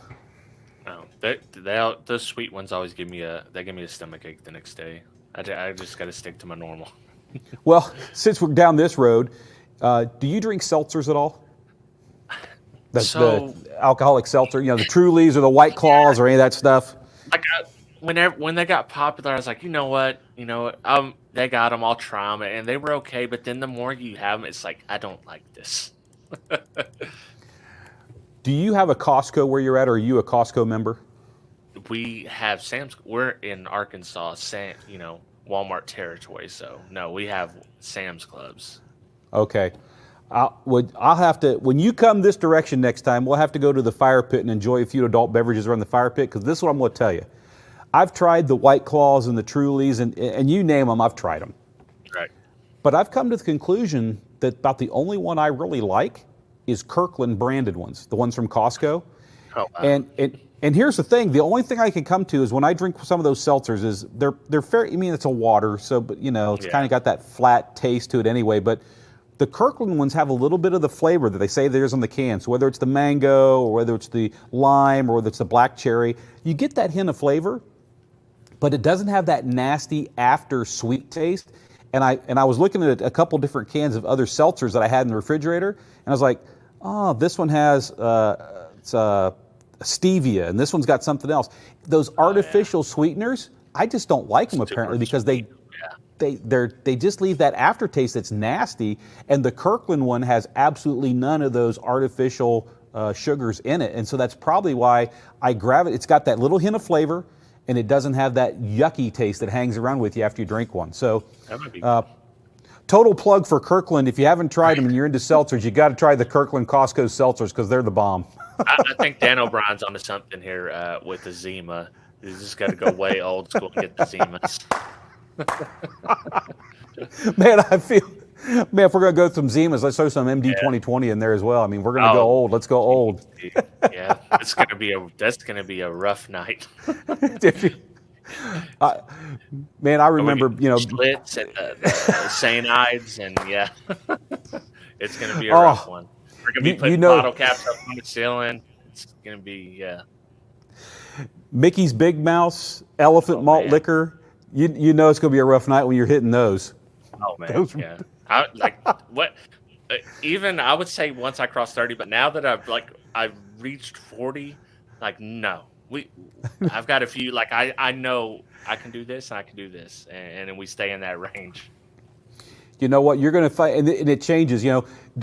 Enjoy life, I'm telling you. But as you get older, your body likes to tell you you're not who you were before. So my favorite line is I'm not as good as I once was, but I'm as good once as I ever was. So Exactly. Yeah, you can do it once. Yeah. that's funny. I saw some up here. Modelo, Bobby B, Kip D, Modella, Michelada. Oh, Michelada. I love Micheladas. Yeah. Bobby, I'll tell you what, Micheladas are on point. I love those when they're done properly. And then the other thing, and there's a little Mexican restaurant that's about 10 miles from here in Perkins, which is a little town just south of Stillwater here. Little Mexican joint that Paul and the whole family like to go to every now and again. But they do. All I know it by is it's called sloppy beer. I don't. If it's called another name, you guys can let me know. But they take the big margarita mugs and they're iced down, ice cold, come out of the freezer, and then they take a lime. And they actually run that lime all around the ridge, and so you end up with some of the lime juice in the cup, and then the pulp of the lime stays stuck around the rim. Wow. They then throw some salt around the rim, and then they pour whatever beer, whether you want to do a Modelo or take your pick, they pour the beer inside. And man, those sloppy beers, Is this at Palomino's? Palomino's has them, but they're not, the ones at Palomino's are not as good as the ones out at, and I can't think of the name of the New place. Spot? Yeah, it's a new place out. Not the new spot. Yeah. This is another spot. You're so close. You just need to come over one weekend, and we'll just do the food roundtable. That's what I'll do, man. We'll we'll go hit- over there. We'll hit all I three heard of you're a them. Grill master. We'll start there. I don't know if I'm a grill master, but I've gotten pretty good over the years, and I guess it probably says something that when it comes down to a steak. So if we decide that we want to have a steak, my wife will actually say, "Let's just go home and you cook it." So she thinks that I can do a better job at home on a steak than any of the restaurants are local around here. So I'm humbled that she thinks I've gotten that good, because I will say, to get good on a grill, at least for me, it took years to get to the point where I'm like, yeah, I'm doing a pretty good job. Because I just think I do a pretty good job. Other people say, man, you're doing a great job, but that's just perception. I mean, I'm pretty hard on myself anyway. My best, I don't think's that great. So, Hey, as long as everyone else thinks it's good, that's all that matters. as everyone else is enjoying, the food comes off that grill, and I see smiles and empty plates, I'm a happy man. I know I did something right. So Billy, here's Billy. Here's his Long Island tea, Billy. Oh, all right, so man. I got to tell you that. Can you drink Long Island iced teas? So I don't, but my wife, she was on the Long Island iced teas for a long time, and then she had a way too fun night on Long Island iced teas, and they're out of the house now. No more Long Island iced teas. Okay. So I'm actually pretty good at holding. I actually get more inebriated if I do beer than if I do liquor, which is really strange. So if I'm in the mood and it's liquor and liquor's what I'm in the mood for, my go-to is Jameson, straight Jameson on the rocks. That Irish whiskey and me, we are just great friends. And I can drink Jameson and drink Jameson drinks, and I know I've drank it. I mean, I feel it, but I'm not over the line. I don't feel it. But man, I have one too many beers, and it affects me differently. But Long Island iced teas, I've sat down with Billy and watched him drink 6 of those back to back to back, and I'm sitting there going how are you still not slurring your words? How are you even? So so Long Island iced tea is certainly not Billy's kryptonite, because he can hang with them all night long. I can tell you that. Funny thing. Oh God, this is funny. Guys, this show, we don't have any idea where it's going, so hang in there. We were at, and I think it was at, I think it was USACI Finals 2 years ago, but if that's not the right show, I apologize, but it doesn't matter for the story, is Jimmy Ham, Billy Temple, myself, and a few other people, we were at the show and everything, and we went out to dinner that night after the show, and we went to a Mexican restaurant. And so Jimmy Ham orders, he says, I'll get it was a Crown and Coke. He says, I'll get a Crown and Coke. And the lady asked, the waitress said, do you want a small or a large? And Jimmy's response, because it would have been my response, I'll take a large, give me a large. So he asked for a large. So they take all our drink orders and they go away. So we're there eating their chips and salsa. And she comes back with this tray and she starts placing the drinks down. And I am not making this up. It's so funny. Jimmy probably has a picture of it. If he does, we need to have it on the show sometime. But she brought out a mug. It would look like a mug for root beer, a huge root beer mug. And this thing would have made a Route 44 Sonic Cup jealous. I mean, this mug was huge, and it was completely full of Coke and rum, or Coke and Crown. And Jimmy took a drink of it, and he's like, nope, it's mixed right. So it wasn't like it was just all Coke and a little bit of Crown. Right. It was the proper mixture, but in this thing, it had to be every bit of 48 to 52 ounces plus. Wow. So that was a large. No, that's one. Officer, I only had one. Exactly, because Jimmy's not a big guy. I finally got to meet him in person at the SQ Championship, so that was nice. Bobby, it's okay. First off, it's Base Wars, which is, a little bit. So if we didn't talk about alcohol or loud stereos or big subwoofers or vaping, I don't think it'd be a show. So we had to throw something in. So I think that was kind of funny. So, yeah, Snowman Pods, great product. A review you did on those. I was really glad to see that. I thank you for that. Unfortunately, right now, we're out of them here at Kicker. Our dealers have them in stock, so if you guys are interested in any of that product, hit kicker.com, look up the locator. You can find the Snowman Pod, and you go check it out. Just find your local dealer. We just don't have any here. Yeah, Crutchfield, I think they've got some in stock. We shipped everything out. Dan O'Brien, we got to bring this. Dan O'Brien, we all drink at our Base Wars shows, LOL. Hey, so it fits, Dan. So it kind of turned in from the L7X talking about it to the Snowman. Now we're just talking about your favorite mixed drinks. Base and beers. Basin beers, that's awesome. Oh, that works. Do you remember? Oh, Sky, someone here chimed in. Do you remember Sky? I remember Sky. Do you remember those? Vodka? Yeah. Well, there was Sky vodka, but there was also another Sky drink. I remember it. It was wasn't it something like a Zima? Oh, I think I remember. I try to stay away from those. Like I'm on my path. I know. Like when we go in the liquor store, I know what I'm getting. I'm just getting some Bud Lights, and then we're going to call it a day. That's it. Timothy, you need to chime in if you're still here, man. Sky, if I remember correctly, there was Sky vodka, but wasn't there it was like a Zima type drink, but it was called Sky? If you got that, chime it in, Timothy. Let us know. And then, of course, Dan O'Brien, Bud Dry. I like Bud Dry. I've had it a few times. Bud Dry is pretty good. Ice is better. Plus, it's cheaper. Yeah. Lucas here, I'm just looking through the feed. Lucas says, stevia good and coffee only. Man, I'll take your word for it, Lucas. I can just tell you that a couple of those seltzers I tried, I figured out what it was, and I finally looked at the ingredients, and it's got that stevia in it, and I know the taste, and I was like, man, that's what it is. I actually I had about a dozen left. I just threw them away because I didn't like them. They were horrible. And as far as if it's good in coffee, I'll have to take your word for it because believe it or not, as hyped up as I can get, I don't drink coffee. The smell of coffee I think is great. When there's coffee brewing in a pot, I think it smells fantastic, but the taste of coffee and I do not get along. It's not good for me. Stevia, my wife puts some in, and she gets the unsweet teas and puts the low calorie sweet. That stevia, it's strong. It is strong because she had it mixed up. I couldn't even. Oh man, it was like. I think that stuff's sweeter than sugar. It's got to be. I think you're right on that. I think it is sweeter than that. Bartles and James for the win. It's a high school all over. So you got to. That's hilarious. Bartles and James. He's Zima Puck. I don't know if I know that one. No, I don't. Lucas, yeah, the only stevia I can have is the natural kind from Whole Foods. The others have other sweeteners in it. Oh, okay. Well, we have a Whole Foods here in Stillwater. Maybe I need to go get some of the straight stevia from. Is there a particular brand, or is it just stevia at Whole Foods? Let us know, Lucas. Because the only other thing I would use it is I'm a sweet tea fan, and my wife makes some really good sweet tea. So I don't know. That'd be the only place I'd try it and see if it's as good as sugar or better. Give it a shot. Yeah, I mean, you can't miss out on a good sweet tea. No. I'm staying away from sugar for now, but I think, what's my wife? She doesn't use the sweet and low. The Splenda. The Splenda's okay. It's acceptable. Right. So. 365 Whole Foods. I'll have to check that out. It's the thing is, I'm a type 2 diabetic.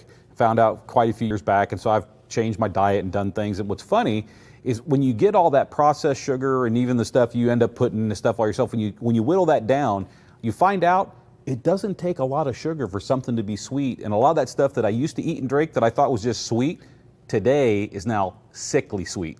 I mean, it's just like I can't stand it. Like oh God, as a teenager and a young guy, I loved root beer floats. God, I love root beer floats. And I've went back to try to have a root beer float, and it's just like I can't. It's too much.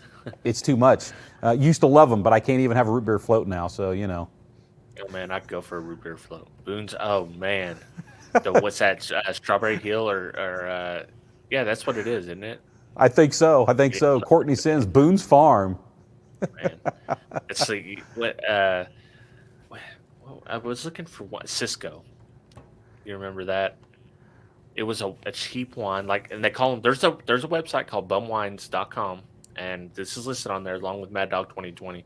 But it's right. A wine, fortified wine that was like 16% alcohol. And the flavors are red, purple, and blue. That's the flavor: red, purple, blue. Yeah, not blueberry, not grape, not strawberry. Red, purple, and blue. I'll take the red. Give me the red. Nah, let's go for purple.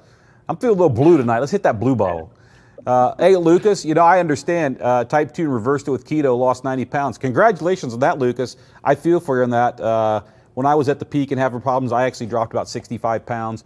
I've kept most of it off. I gained about 7 to 10 pounds back. I'd like to get those 7 to 10 back off, but I did initially shave about 65 pounds off, and it really helped me out on that whole type 2 diabetes thing. A lot. So I feel for you there. Congratulations. Oh no, you're trying to kill us. Melissa Hall, what are we trying to kill you with? The Boone's Farm? The Cisco, the Boone's Farm, the whole thing. Taking it back to high school. I'll give you some of that red, blue, or purple. Timothy else says red, white, and blue. Right. Oh, how did we get into this path? Who knows? It's Bobby's fault. Definitely Bobby's fault. Bobby, we're blaming this completely on you tonight. We appreciate it. We didn't have an agenda for this show. It's just, Billy and Jimmy both reached out and they're like, man, could you at least get our feed up for us tonight so we could have a show? And I said, yeah, we'll do it for you. It'd be our pleasure, actually. So this is kind of fun. So it's definitely different. It's definitely things I don't talk about on our own show on Tuesday night. So this is a little bit different for me.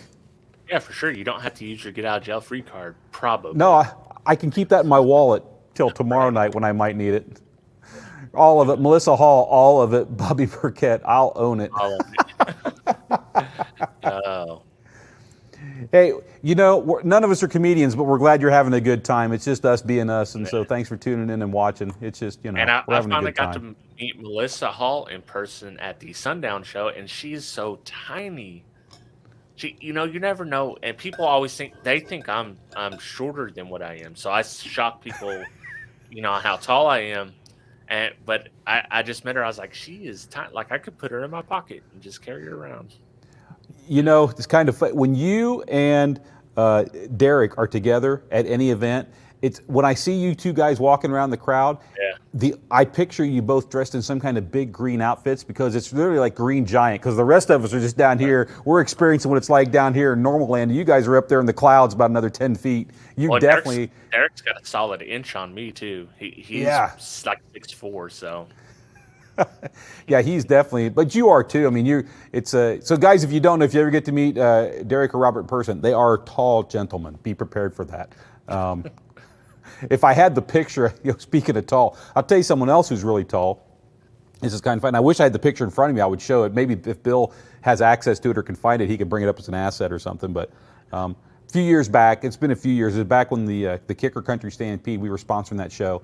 And quite a few years back when it was in Manhattan, Kansas, one of the main highlighting acts at that show one year was Mr. Blake Shelton.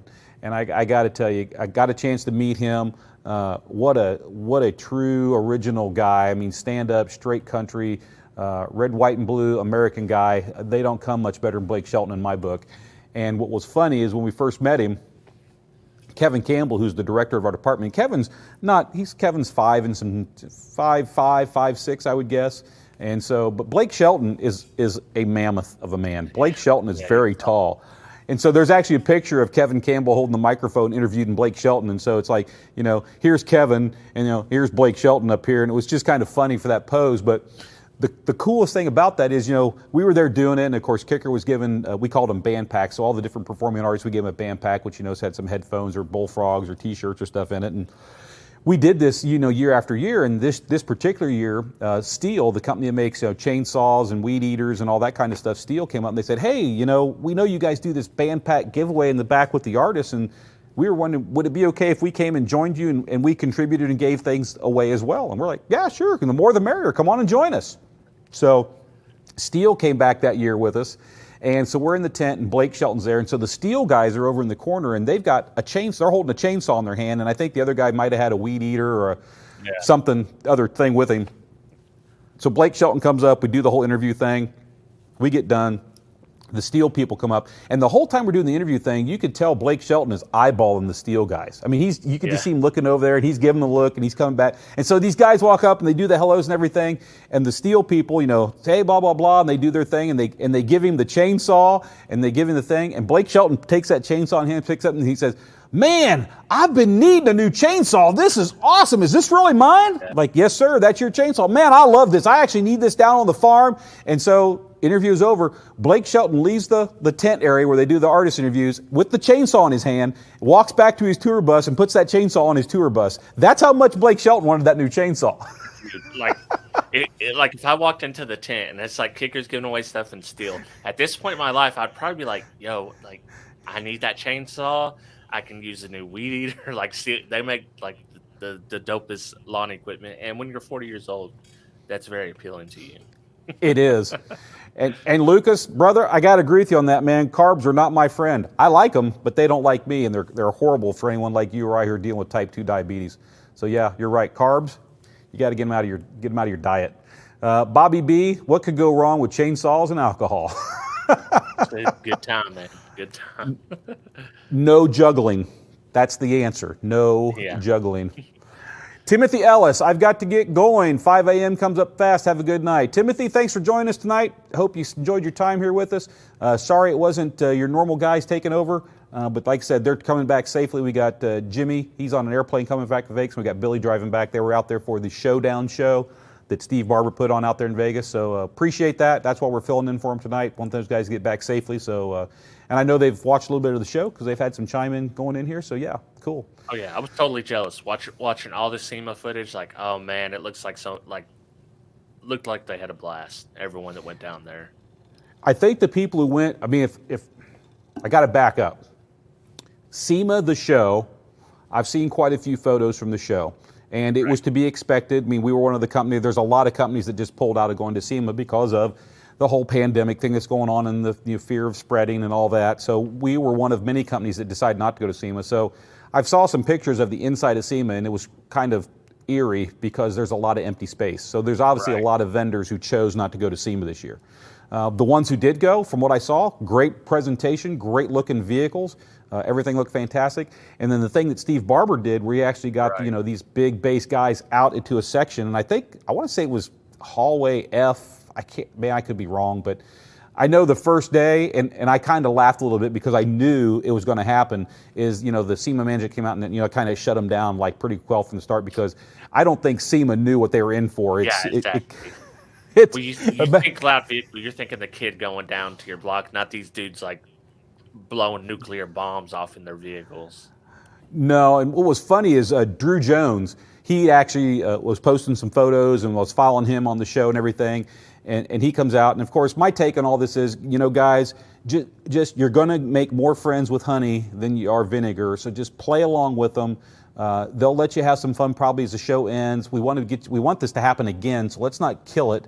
But I said, let me tell you a story. I said, because this is what it sounds like to me. I said, back when Alma Gates was around and she had the Bronco, which at the time was the loudest vehicle in the world, we were doing Big Air Bash, and that year we held it at the Hard Rock Hotel and Casino right there in Vegas. And so, we got permission.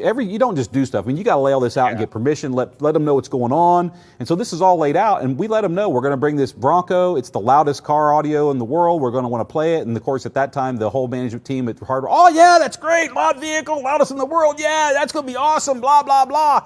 So they're all for it. And then come the night that we set it up and play it, and Alma hadn't played that thing too long. And this guy comes running across the parking lot from the hotel. I mean, he's in a full dead sprint. He's just full. Yeah. He finally gets over there and he's like, man, you got to shut this down. Shut this down. It's way too loud. He says, I'm loaded with VIPs. He says, my switchboard is lit up. He says, you're shaking the penthouse suites on the top of this place. People think there's an earthquake and Vegas is coming to the ground. He says, you can't. And of course, at the time, the director of marketing said, well, we told you it's the loudest car audio in the world and we wanted to play it. He's like, yeah, but we had no idea it was this. And so I told that story to Drew and the guys, and they all laughed. And then Drew said, yeah, that's exactly what happened at the SEMA show. They didn't know what they were in for. I mean, when you talk about that type of SPL level and at those low frequencies that these guys are dealing with, it's insane what's going on. So they got a taste of what that stuff is. Some people probably thought it was scary. Some people probably thought it was really interesting. It definitely drew crowds. And I know at the Ignited show, tons of people got to experience those vehicles, which is good. The people who are into that type of high performance stuff, they really got a kick at Ignited. And then of course with Showdown right after it that weekend, I'm real excited. I'm hoping that maybe we'll get him on next week and do a debrief with Steve Barber and talk about how well the show went and get some pictures and stuff. Yeah, for sure.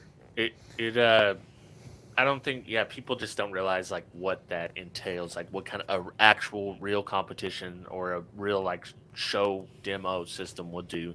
And, the good thing is like just getting to meet these people. So you might be an SQ guy, you might be an SPL guy, you might not be into audio at all. And you might be on the forums and say, hey, I kind of see a lot of negativity here. When you go to these shows, you're not going to see that. These people to treat you like gold. Doesn't matter if it's SQ, it doesn't matter if it's SPL. If you're into audio, one or the other, these are your people. They're into audio as well. Might not be the same audio, but they're into car audio. That's very true. I saw Bill had posted up a comment real quick. Dan O'Brien said Jimmy has a show in Kansas City area Sunday. And then Dan says, my show is in I'm going to get this right. I'm going to try Oskaloosa, Iowa, also on Sunday. So apparently there's two Base Wars shows going on this coming Sunday. And then Dan O'Brien also says weekend schedule Base Wars in Shreveport, Louisiana, Crestview, Florida, and Palm Beach, Florida, all on Saturday. So it looks like there's quite a few shows going on. A few shows going on this weekend coming up. So if you're in those areas and you want to check out a Base Wars event, you should go. Yeah, for sure. Especially, it's kind of winding down at the end of the competition season. So catch the last few. And hopefully the weather will be nice. I mean, we had a little bit of a cold snap roll through Oklahoma earlier last week, and then it kind of warmed up. And man, the weather, it's been nice fall weather the last few days here. So hopefully people are having some nice weather everywhere. Oh, yeah. It's been plenty nice here. I'm just looking back through the feed, see if I've missed anything here, see if anybody's got a question. Timothy Ellis, Red White Moon. How we got it. Oh, well. Twisted Tea or Arnold Palmer, half and half. I think I'm going to have something when I get home. Something at home is cold in the refrigerator, and I think I'm going to have to find out what it is. I think I'm going to crack open another one of these Cherry Zeros, Coke Cherry Zeros, not sponsored, but they're good. I was just looking back here at Lucas. Just again, Lucas, if you're still here in the feed, man, hit up Kicker Tech Support for that question on that box tuning, because the thing is they've got Term Pro right in front of them, and they've got another program. I try to remember what it's called. It's I can't think of it. I know they don't like it as well because it's more of an engineering-based program that the guys in engineering use. But a good designing program, you'll get the same type of results you're looking for. But they can run that on Term Pro for you and give you some kind of input on that. You really need to check out, reach out to them. They will. I think people get confused with recommended specs versus what you might get custom, or what someone might design for you. That's not always gonna line up. So definitely go with what they're saying. They're tailoring it to what you want. You tell them what you want to do. They tell you put it in this box. Forget about the recommended specs, because Kicker is literally telling you put it in this box. Right. And the thing is, ours comes with a little bit of, we experiment here with boxes. We got that hands-on knowledge. We've got the programs to tweak. The one thing I will tell you, and this is, I see Robert Van Hoyen here. Robert, good to see you, man. Leap, man, when I first started working for Kicker back in 1996, I came to work for Kicker in the fall of 96. we were using Leap back then, a totally DOS-based program. And Leap, it was a learning curve, and I learned it. And I got to me, and there was another gentleman at the time in tech, his name was Jay Burton. He and I actually became very proficient in using Leap and modeling stuff up. And I don't want to say that the programs today are not as good as Leap, because I think they are. It's just that Leap kind of got a little more in depth, I think, in its time. I think a lot of the programs today have caught up and do everything Leap did then, and just as much, if not more. Findbox, yeah, Findbox I think is the other one that they have upstairs to use. I think that is correct. But with Leap, they were kind of too late to get to the party. It was something that was based on Windows, and everybody kind of moved on, so it's not on Leap. We do use Findbox here, and we use Term Pro here a lot for box design. But this is also the thing that is kind of interesting to me. Jeremy Brown, a lot of you guys may know JB from the competition circuit, went down, and Bill Brown and I actually had a question for him, and it was actually, we were wanting to look at one woofer in a box versus another woofer and try to find a graphical way to show the performance differences between the lines of subwoofers. And when we looked at it in the different box modeling programs, if you just looked at it, you didn't see a lot of you just looked at, honestly, it was one of those things where if I look at this on the screen, I'd flip a quarter and build one of the two, because there wasn't enough difference there for me to see that there's really one that's better than the other one. And what he did then is he brought up a box that he'd been designing. It was some stuff he'd been playing on around with a comp driver, and it was looking at a box versus a different box design, and he brought those up and showed us. And he said, the reason I'm showing you these is because I want to take you to listen to it after this.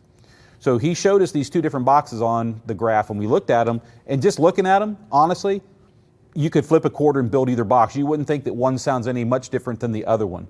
But then when we went back and listened to it in a vehicle, what's crazy is what you heard in the vehicle versus what you saw on the graph was night and day different. And the one that we listened to is like, that's the box I'd build all day long. And the other one, it's like, I don't even know why I would build that box, because comparing the two together, it was night and day difference. But when you looked at it on a modeling program, there wasn't that much difference. And so there is something to testing versus modeling versus listening and trying to come up with what things kind of work well together, because that was proof to me that just looking at it on a program doesn't give you all the answers. Yeah, definitely. People get confused in the same way on an amp dyno. They see the numbers and they're like, oh, it's just about power. Well, power is one small factor of an amp, and there's many factors when you're judging an amp. So obviously if it doesn't make power, that's disappointing, and what else are they lying about? But there's many factors into just raw power versus, quality components, how it sounds, tons of different things. There's so many things that go into everything. And so it was a real eye-opening moment for me, because over the years, I designed thousands of boxes on Leap or Basebox Pro. There's so many programs I've used over the years, WinISD. I've used lots of programs over the years. And what's funny is you look at that modeling curve, and you're looking at excursion, you're looking at port velocity, you're looking at where's the hump. If you're doing a bandpass box, where's the saddleback? Is it pushed down too far? Am I trying to make the driver play lower than it can? You can see it. So there's all these things you kind of learn to look for in the modeling on the software. But man, after hearing the difference between these two boxes that I looked at on the screen and go, I don't think there's much difference between those boxes. And then to hear them perform in a car, it was an eye-opening experience. I was like, wow. Yeah, you definitely got to do some experimentation. You can't do it all on the computer. You can get in a very good spot on the computer, but to take it that extra little bit, sometimes you gotta waste some wood, as RVH says. There you go. RVH, got to waste some wood to find out what's best in your car. That's very true sometimes. And this came out of some experimentation that JB was doing there in R&D, and the experimentation he was doing is actually going to be applied to doing some more tweaking and tuning that Kicker, we ourselves do internally on how we're designing our own prefab enclosures. So the thing about it is, guys, it's a learning experience every day. You got to test and try and learn, and you keep adding to your knowledge base, and you figure out, here's some parameters that might work really well, so I'm going to try to go down these paths because I get better results if I go this direction versus going the other direction. Doesn't mean the other direction may not be right in some applications, but you try to find the best thing to get the best results most of the time. And that was definitely an eye-opener for me. I had to share that story. I thought that was pretty good. Yeah, for sure. So I'm looking at here. We are at 1:40 as far as runtime. We're at 8:40 as far as time. 8:30 would have been an hour and a half. So I'm going to say we got 5 minutes. All So right. if there's no questions in the feed, if we got nothing to ask, we're going to wrap this up between now and 5 minutes from now. So here's the countdown, 5 minutes. Anybody got any good questions? Anything you want to chime in about? You have another favorite alcohol you like? Yeah. Anything's open fodder here, but I just want to say really thanks to Billy and Jimmy for trusting us to take over their feed tonight. We're glad we could fill this time slot in for you and get your show up on the air. They just didn't want to miss this spot. They wanted to make sure that they'd gone so many in a row. They didn't want there to be a lag. So thanks for trusting us to do this. And Robert, thank you for joining tonight. I mean, I know you had to work overtime, but I appreciate you joining. That means a lot. Yeah, no sweat, man. I mean, I was gonna check it out anyway, so might as well be on and talk about it. And give me good, I'll be prepared for the show tomorrow. Should be a fun one. I think tomorrow is going to be a blast. Andy, he's chiming in. It's halftime. What's going on, guys? Thanks for helping out Kip tonight, Rob. Hey, Andy, seriously, man. I ever reach out to you and ask you to join a show or do something, like I told you in the beginning, no is always an acceptable answer, man. If you got plans, do not change your plans to come join, because I know you want to, but there's no way I was going to take you away from your football party. I'd smack you if you did that. Don't do that. But, man, we're doing good. We're doing good. Hey, Dan O'Brien, you're welcome. It was our pleasure, both of us, to get in here in the feed tonight and just like I said, for me, it's a little different tonight because this is kind of a looser environment for me. I mean, the fact that we talked about different alcohols tonight is something I wouldn't do on a Tuesday night. Yeah, for sure. This is like something me and Dean do on a Thursday. Yeah, exactly. Speaking of Thursday, I got to say this, and I'm glad because you've said you and Dean really, really enjoy when you can pull me into that Thursday night show because you guys, it's like you're baiting the hook, and that one guy on the power wire, you guys just love it. You love it. Oh, dude, it doesn't even have to be verbal. I see like you're trying to give proper, correct information to this guy, and then I see Dean first throws out the feeler. He says something. I was like, "Oh, dude, we're doing this." We had that eye contact. Like, yeah, we're doing this. We're trolling Kip. And you did, and it's like, no, don't tell this. No, stop. No. Melissa, you're welcome. Thank you for spending some time with us here this evening. I know I certainly enjoyed it. It's fun. It was kind of a relaxing take on doing a show. It's definitely different for me, so I appreciate it. Thank you for tuning in. Appreciate it much. And then Robert Van Hoy. Robert, I'm going to have to look into that and. Because that's, as far as I know, that's a new function on the Kicker U app, and the guys down R&D, they are the ones in control of that application, and so I didn't even know that had been included in the update on the Kicker U app. So I'm going to have to go check it out, number one, and then I'm going to have to ask them, how accurate they feel it is. We can talk about that maybe on tomorrow night's show or a future episode, but I got to look at the app because I haven't seen that in the app. Yeah, for sure. That's a cool feature. I got to check that out. I can tell you, if it comes from the guys in R&D, there's a scientific application to how they're figuring. I would say it's probably pretty close, just knowing those guys. Yeah. So, Robert, we'll check into that. Melissa, thank you for the shout-out. Dan, thank you for the shout-out. Bobby Burkett, as always, thank you for tuning in with us tonight. Andy, get back to your party. I know it's halftime, but what are you doing here? Go enjoy your Steelers football party.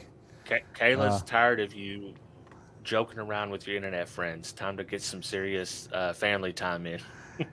Yeah, the family time will let you get more of this time. I can trust me on that. It'll get you there.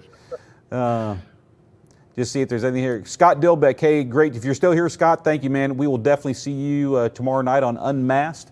Hopefully that's a good time. We definitely have some special guests join us. It's going to be tomorrow will be a typical Kicker Unmasked, but it'll be a little off the hook because we got these guests join us. It'll be kind of fun. Oh yeah. So Andy's a real pro. So that's my thing. I'm gonna try tee Andy up, try tee Derek up, and then I'll just sit back and see what they do. Just let them roll. Just let them go. All right. Well, with that said, Mr. Robert High Five Vega, thank you for your time this evening. You certainly went out of your way to join us here tonight. Late notice. I appreciate it. Yeah, no sweat, man. I'm always glad to join when I can. And I'm serious on that offer. We need to work something up where we get you over here to Stillwater again for another show, and then spend a day or two just doing the restaurant tour. Oh, definitely. I'm in, and a matter of fact, I'm off 2 weeks during Christmas time, so we'll figure something out. It sounds about the time we need to plan it. There we go. All Sounds right. like a plan. Everyone, thank you for tuning in to the Base Wars feed. Everyone, enjoy the rest of your week. Be safe. Billy and Jimmy obviously will be back next week for the standard Base Wars show. It's been my pleasure. Kip Blitzy from the Kicker Unmasked Live Weekly Show filling in tonight along with my great friend Robert Hi-Fi Vega. All enjoy your evening. And those of you who have the time and watch, we will see you tomorrow night on the Kicker Unmasked Live 52nd episode 1 year anniversary. Have a good one, everyone. We'll see you soon.